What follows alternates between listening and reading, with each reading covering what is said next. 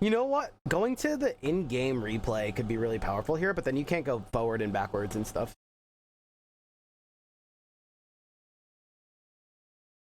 Okay.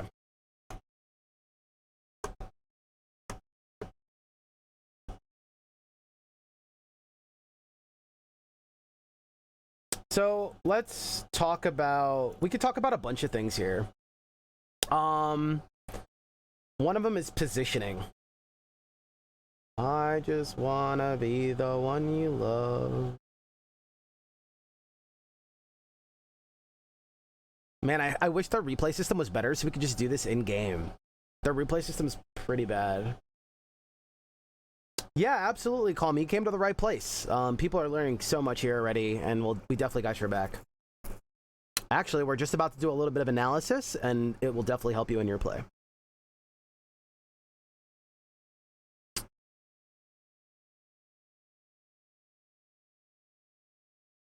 Okay.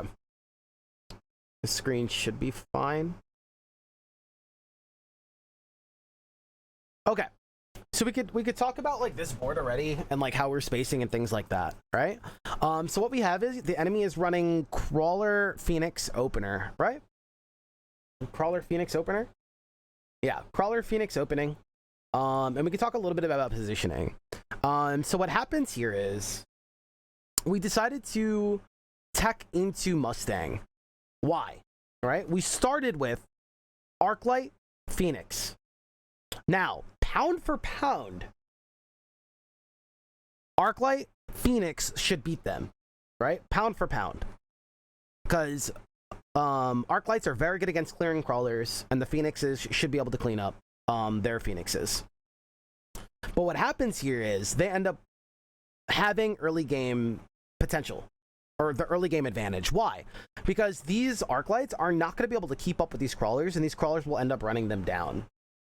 Now, that also happens is their Phoenixes will one-shot these Arclights. So it makes it so that the Arclights can't do their job, right? Because they will get one-shotted. If these Phoenixes target these Arclights, they're dead, which means that their crawlers are will just win, right? Because these Arclights are going to get one-shotted. We need them to deal with it. So what we decided to do is start teching into, and the only reason we could do this on round one is because we were supply specialists. Otherwise, you're not allowed to do this, which is fine. In that case, I would either put down another set of Phoenixes, would probably be my first bet, or I would put down some Fangs. So there is other things. It's not like, oh, you can only do this and there's only one way out. No. There's always a lot of ways out. So those would be my backup strats there. And so what we decided to do is go with Mustangs. One, Mustangs can be really consistent and they can serve as multiple different roles. Mustangs can form as area specialists and take down air. They could do anti-rockets, so if enemies go stormcallers and things like that, stormtroopers. They could actually be stormtroopers as well because their aim is terrible. So if they go stormtroopers, can that just be our inside joke now? Anyway, if they go stormtroopers, we can also do anti-air. It also shuts down long-term mothership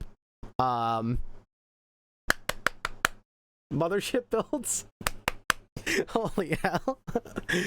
Anyway, so they're just very versatile. What else are they really good at? Guess what? They can already shoot at air, so they can help with Phoenixes. They don't do very good, but they can help with Phoenixes. 1. 2, they help with crawlers.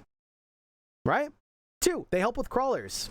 Cool. It's really giving us more bonus to the early game, right? We don't just have to rely on the Arclights. That'll probably get one-shotted. Now we have Mustangs that will also help us in this battle, right? Very awesome. And then 3, it gives us long-term versatility, right? It helps us with the swarms. It's going to help us do anti-air. It's serving multiple purposes. There's also another hidden purpose. Guess what it is? The other hidden purpose is it gives their Phoenixes something to shoot at, right? So chances are their Phoenixes will one-shot whatever they hit, right? That's why we're scared of the Arclights right now. These guys will get one-shotted, and then they can't kill the crawlers. So Mustangs will also give us something for the Phoenixes to shoot at and keep them busy. More defense in numbers, right? And sometimes that's what you need. You need to figure out, hey, do we need defense in numbers here, or do we just need a big tanky unit, right? And there's advantages to both. Right? So I just want to point that out that these are all serving multiple purposes here, right? Giving just stuff for the Phoenixes to shoot at gives us long-term versatility. And the longer that they're busy shooting at Mustangs, the more that my Phoenixes that are in the back line can do their job. All right? Does that make sense? So there's a lot of things going on and a lot of ways to think already. Cool? You're weakest with Phoenixes, as in you're weak at using them, or you're weak against them? Overlord, thank you, not Mothership. So there's a lot of things to think about. Now, keep in mind, we don't know how the enemy's going to position, and we can already talk about certain things here, right? There's so much to talk about, right? And this is why I'm really excited to share with you guys my love for this game. We also specialize and play a lot of auto battlers and things of this nature, so we have some experience with them. Cool. So now we see the first round. The enemies decided to do some spawners on the left side flank, right? Cool. So it's also pulling this Arc Light away. The Arc Light's gonna have to deal with them by themselves. The Arc Light doesn't really have backup, right? Because we can only forward one Mustang. So even if they win the early battle, though, I am very happy with our position. Keep in mind that I'm not playing to win now. I think that we are in a little bit of trouble because we're going Mustangs and stuff, and they have a lot of numbers. There's a follow train. Thank you guys so much. You guys are amazing. So keep in mind that even if we lose the battle, we're playing for the war. You don't need to be that scared, right? Now, if the enemy gets a really big advantage and they start running with it and it snowballs, it could create a very big problem in the war. But right now, we're not worried because we know that in the end, right now, we have a very good foundation and we're playing for the war, not for the battle. Cool? So, let's see how it plays out. Now, just as we planned, boom! So remember, we did not have people in front of him, and this is already what I was worried about. We already talked about this. Our Arc Light getting absolutely destroyed, right, by the Phoenixes. We already saw this coming, right? We already saw this coming. It sucks, because I needed him to deal with crawlers. But guess what? That's why we got a backup. We thought about this already, right? All in the first round. We already thought about this. So now, not only do we have a way to deal with crawlers, but we also keep these guys busy, including the sniper. Right? We thought about that. Cool. Now remember, our Phoenixes can't do their job until we deal with these guys, right? That's why we have Arc Lights. That's why we have Mustangs. So you can see they got the Arc Light got the worst of it there. We're still dealing with crawlers, again, putting us in a little bit of a bad spot. Phoenix is starting to take down their back line, but again, a little bit of a loss here. Now I also want to point out that I believe they started with extra supply this game. I don't 100% remember. So that could also be why we are in the back foot there. And again, not a bad loss at all. We totally expected that to happen. We don't need to panic. All right? Cool. Let's keep going.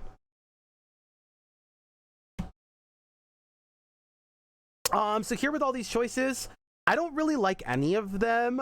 These are both long-term, and I don't really have plans to do anything with them. I also know the Stormcallers, they're not great against the Crawlers. They're not great here. So in my head, yes, there could be a use for them, but definitely increasing their cost and having to worry about something that I might use and they're more expensive does not seem appetizing to me, right? It would be very appetizing if I could flex into them, but if you're making something very expensive, it's not like a good flex. It's not like, I might pivot into them. Like, you're making it harder and harder to use that flex, right?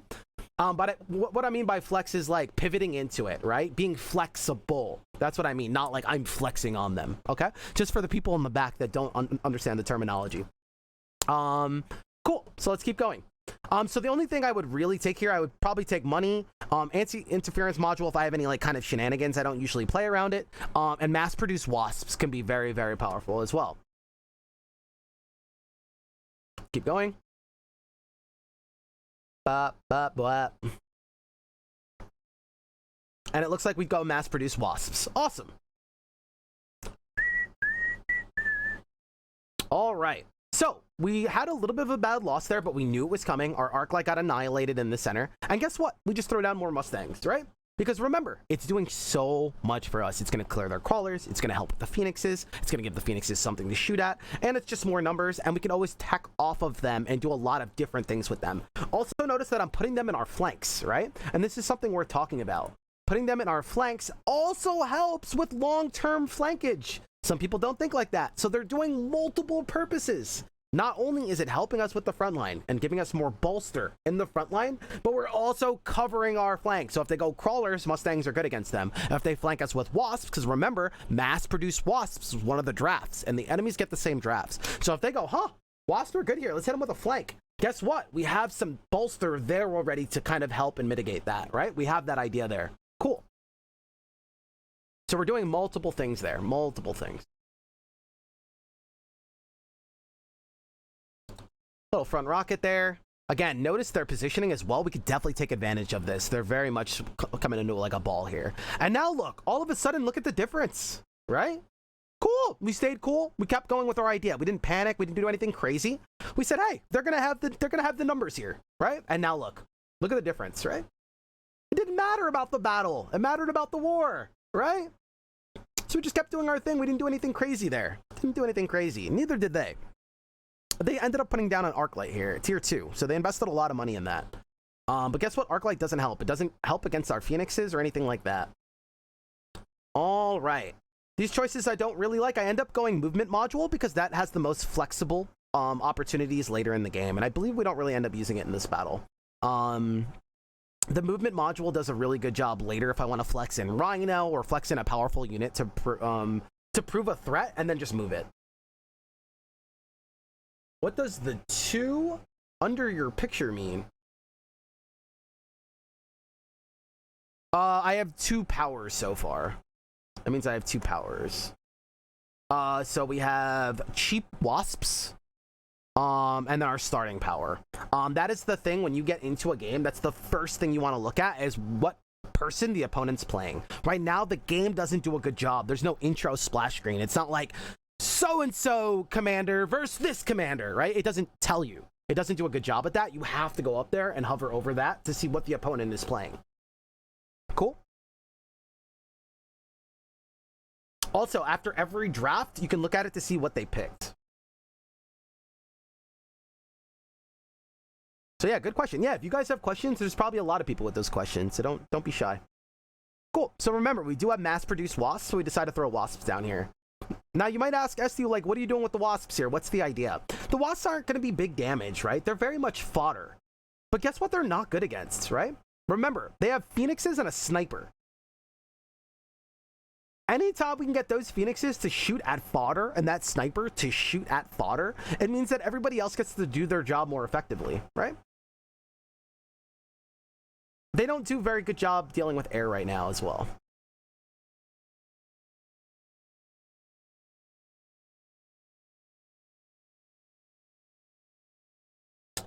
We're a little bit ahead on money, so we get damage, and then we also do a flank. Because remember, we have mass-produced wasps, so we can get them very cheap. So we just put a little cheap wasp in the back. Cool. We also have enough to buy both upgrades here. Very awesome. And again, they have backline vulnerability. Look, there's nothing back here. So we have a couple things going on here.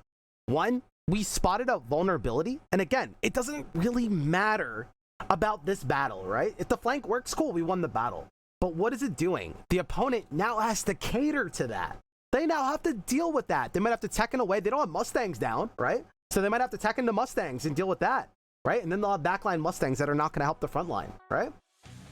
So then we have that idea. Or they might have to put down rockets to deal with it. And if they invest in rockets, cool. We got our worth. They're investing in rockets, right? So it's doing multiple things for cheap. Remember, we took mass-produced wasps, so they're super cheap, right? Cool. And guess what? It happened to work here. Notice that they're also flanking us with Phoenixes as well, but we have Mustangs there and Phoenixes, so they should be just fine. See? During the battle, they also invested in a shield and tier 2 arc lights. Cool. Hey, look, the wasps are in. Mass-produced wasps. Like, these guys die in, like, a breath. And look at their tactical advantage here. Cool. And again, notice that they also bought a shield here. And I'm very happy. I'm actually very happy that this sniper is still in the shield, right? If he was out of the shield, we would just kill him and they would keep the shield. But the fact that he was still in the shield, we get to destroy this and take away their $100 value, right? Where if we didn't destroy it, it would get all of its health back and they could still utilize that, so it makes it harder for to rocket them and stuff like that. So the fact that he's still in the shield here is a very good thing. Cool. Type 1 in chat if you guys are learning something so far. I know there's a lot of new players. I hope this is helping. Again, I'm just trying to get the information out there, kind of help you guys learn how to see the game in your own gameplay. That's why I'm not telling you, right? A lot of people will tell you, just go this, right? Just go death ball snipers, right? They tell you a tactic. They don't tell you how to get better. They're giving you a tactic, right? And then it becomes a gimmick because if people counter that tactic, then what do? Right? You don't have any knowledge. How do you learn from that, right? It's very different if I'm trying to give you guys the tools in different plays and what you could do to get better and not a solution that'll just work for a battle. Does that make sense? I'm trying to teach you how to fish. Cool. Round 4. These are starting to get a lot better. All these drafts have been very, very awkward so far. The thing that I see now, I don't remember what I pick, is Giant Hunter. Giant Hunter is $100, so we don't have to use a lot of money. We have momentum right now, so I don't want to invest in something that we don't really need to. And Giant Hunter says, like, hey, if they panic and just start throwing down giants, I'm already ahead of it and I start making money, right? And a lot of people, when they're on the back foot like this, now they're getting flanked, they have a lot to think about, they go, hey, let's just put down giants. Cool. So I was like, you know what? I'll invest $100. If they go giant, I'm happy. You know what I mean? Cool. Because everything else didn't really benefit us right now. So that was the logic there. Hopefully that makes sense, right? It's just trying to stay one step ahead. And our Wasp play worked, so we just doubled down on it, right? Upgrading our Phoenixes. Why? Phoenixes are just really good single target damage. One of the things to remember is that a big part of their front line, like, they don't have a front line, right? Their front line is these arc lights, and arc lights can get pretty tanky against Mustangs. Like, if they put armor on these guys, our Mustangs do nothing. They'll just sit there and tank, right? So upgrading Phoenixes and stuff like that do very good against sledgehammers. They can do better in the future against giants and things like that. So it's just a cool investment.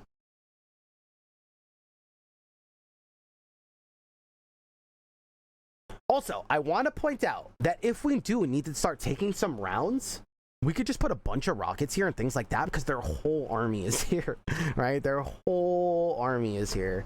Not only that, them positioning very far forward, we could also put backline rockets that will also deal with their army, and they cannot shield them. All right? So I want to point out a couple different things that we also have in our bag if we need to.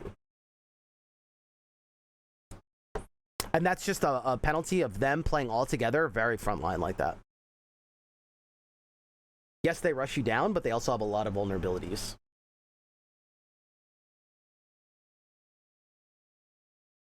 So notice how I position this rocket. I call this a backline rocket.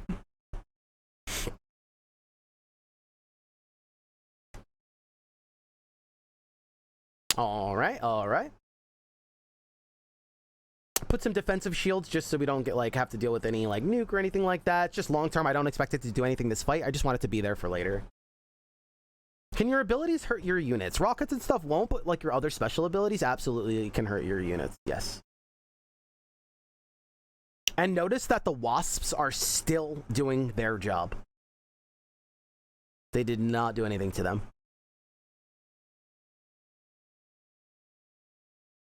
Very big loss here. We'll fast forward. We're now on round 5. And then we have a couple different options here. We could overreact and go something like Vulcan, right? Let's just melt this whole front line, right? Let's give him something like that, right? And, like, deal with them. The only thing that will be good against them is the Phoenixes. We could do something like that, or, like, super armor. But remember, this is an investment, and we have a lot of tempo. A lot of tempo, right? They're very much on the back foot. So what we end up going here is Crawler, because Crawler has a lot of good things it can do, right? Let's talk about it. Let's talk about the power of Crawlers here. Level 5. So 1, they're going to be pretty tanky, right? Little Crawlers. You're not just going to breathe on them. 2, let's talk about board state. Whoop. Let's talk about board state here. Notice that their positioning and things like that have huge open files. Huge, right? So I know as a player with tempo, right? The tempo is you being the leader of the dance, all right? We're dancing, and I'm controlling the dance. They're going with me, right? So we already have tempo, and they already have to deal with these wasps, right? They're on the back foot and have to deal with these wasps, whether they put down rockets or put down units, right? They have to deal with that. And guess what? They can't deal with this back here and also deal with these huge open vulnerabilities, right? They have huge weak points, Achilles tendons in their formation, right? Look at all this space. Look at all this space. So guess what? The game gives you very big tools to utilize that stuff. What would you say if I put tier 5 crawlers here and just ran it down the middle? They would just run right up to this tower, right? Because the game gives you those tools, all right? So they have these huge things to worry about.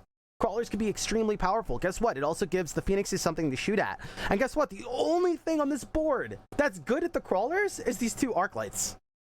And that's why we have these Phoenixes. And the Phoenixes can't do multiple roles, right? The Arclights can't do multiple roles, right? They can't deal with the Mustangs and deal with the crawlers. They can't do everything, right? We can't, they'll be overburdened. So we decided to go crawlers here.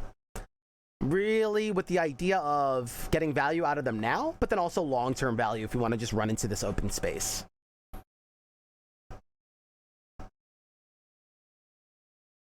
So what we decided to do is do some backline crawler shenanigans. And what this does is it'll allow these guys to start engaging with our units, and then they're gonna run in and just run them down because they can't really do anything about it, right? Once they're on these arc lights, they're in trouble. Now notice they have to put backline Mustangs, right? Perfect. That's what we want them to do. They also bought tier 2. That's very expensive, right? And these wasps we could always just move later. Perfect. We love that. We love that. And notice it's just way too much here with these crawlers, right? Way too much. Look, these tier 5 crawlers ended up winning. They ended up winning, right? They just got in here, right? The power of it. The power of it, right? We're just one step ahead, right? Now they're like, damn, we got to deal with the flanks and we got to deal with these crawlers. So here we put kind of like the nail in the coffin. We call down a, we're calling down a Vulcan here, right? And remember, what is their solution, right? Like, how do they deal with a Vulcan?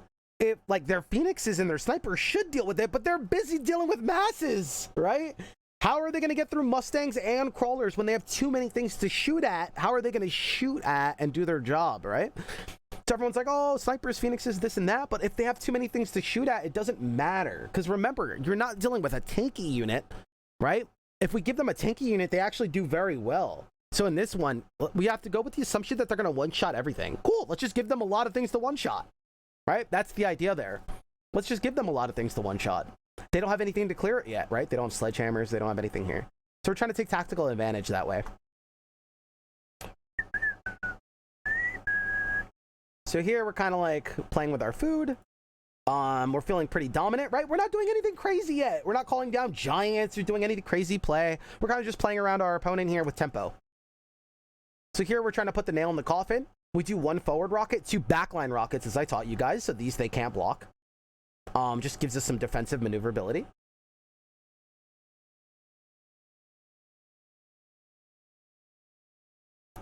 First rocket goes out, and then they're going to run into our defensive rockets. Rockets, sometimes, even if they're not killing anything, it also does a very good job at slowing the enemy down.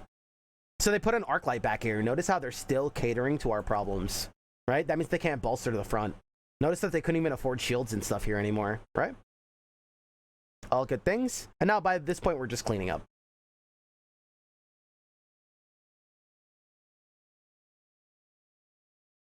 Crawlers are amazing. They're one of my favorite units in the game. Yep. GG's, well played. So the big thing to take out of here is we didn't do anything crazy, right? Since the very beginning, the first round, we sacked the first round. We knew we would be behind a little bit. We didn't care because the long-term goal was to just get some Mustangs down to deal with multiple things, right? And if they didn't work, we could have just said, hey, I won't keep investing in them, right? But it gave us a unit that was powerful and served multiple purposes that we could lean on if we needed to. Cool. So I hope that helped you guys.